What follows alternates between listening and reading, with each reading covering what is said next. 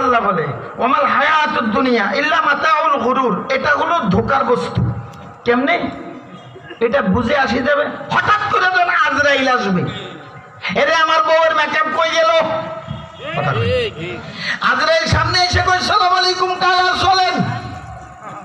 এখন কাকায় আজরাইলের পিছে দৌড়াইবে না পিছন দিকে চাইবে আমার বউ কই, বোর মেকআপ কই, আমার বাচ্চা কই, বাচ্চার থ্রি পিস কই, আমার ফোলা কই, ফোলার হাফ প্যান্ট কই, আমার গরু কই, গরুর দুধ কই, আমার দোকান কই, দোকানের মাল কই, আমার আলমারি কই, আলমারির টিয়া কই, আমার হুন্ডা কই, হুন্ডার চাবি কই, আমার গাড়ি কই, গাড়ির চাবি কই, আমার অফিস কই, অফিসের চেয়ার কই।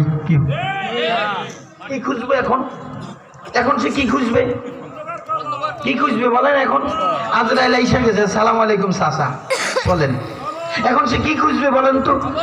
তাহলে আমি যে এত কিছু আফসানা, এত কিছু নাটক, এত আশা, এত ভরসা, এত প্ল্যানিং, এত প্ল্যান এইভাবে করব, পুকুরটা এইভাবে করব, উপরে মাছ পালবো, নিচে উপরে সুন্দর করে খাঁচি বানিয়ে সেখানে মুরগি পালবো, পাশে আবার ছাগল পালবো এক কোনা দিয়া, ছাগলে আস্তে আস্তে করে লাদা দিব নিচে, এটি মাছে খাই বড় হয়ে যাব। প্ল্যান দেখেন, মুরগি আঁকবো, মাছে খাইব, মাছেও লাভ, মুরগিও, উমায়ও লাভ, বিয়ায়ও লাভ। কথা বুঝতেছেন না মনে? উমায়ও লাভ, বিয়ায়ও লাভ। এখানে নারকেল গাছ দিমু, হ্যাঁ, আর এখানে গরু ভালো, গরুর গোবর আনি নারকেল গাছে দিমু, এক খাঁচির মধ্যে নারকেল ধরবো এত বড়। উমায়ও লাভ, বিয়ায়ও লাভ। এদিক দিয়ে দুধ খামু, এদিক দিয়ে গোবর দিয়ে শ্বাস বানামো, এক মূল হইব দেড়া। কথা বুঝেন নাই? মানে প্ল্যান।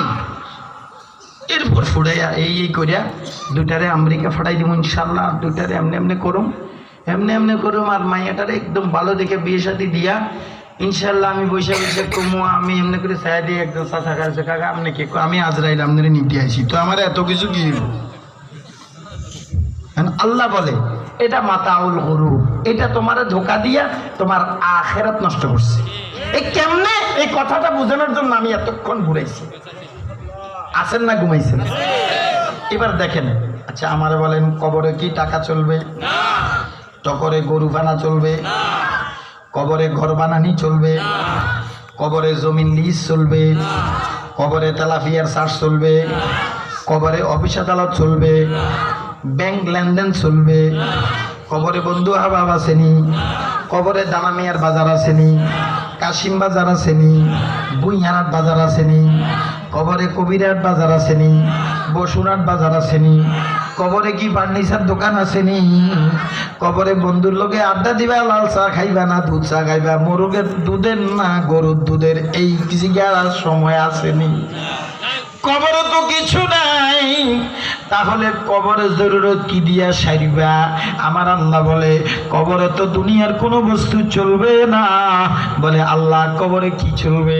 বলে কবরে তুমি যদি কবরের জরুরত সারতে চাও, ভালো কিছু পেতে চাও, তোমাকে যখন কবর দেওয়া হবে, হযরতে বারা ইবনে আযিব রাদিয়াল্লাহু আনহু বলেন কবরের সামান আর কিছু নয়, তোমার নামাজ হলো কবরের সামানা, রোজা হলো কবরের সামানা, হজ হলো কবরের সামানা।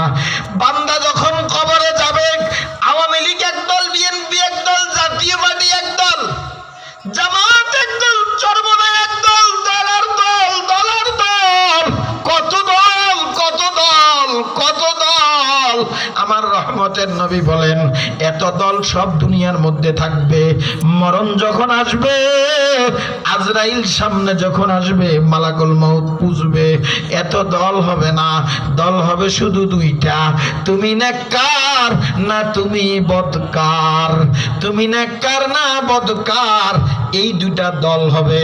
তুমি আওয়ামী লীগ করো না বিএনপি করো, জাতীয় পার্টি করো না জামাত করো, চরমনাই করো না হেফাজত করো, খাজা বাবা করো না বদনাশা মাজার করো, না কাল্লুসা মাজার করো, না ফেটুকসা মাজার করো, কবরে তোমারে মৃত্যুর সময় কোনো পরিচয় চলবে না, তেনা নেতা খেতা চলবে না, মোস্তানি তেনাগিরি নেতাগিরি চলবে না, অস্ত্রের ঝঞ্ঝনানি চলবে না, হাজার হাজার লক্ষ লক্ষ টাকার গরম চলবে না, চেয়ারম্যান এমপি মন্ত্রী মিনিস্টার সংসদের গরম সচিবালয়ের গরম চলবে না।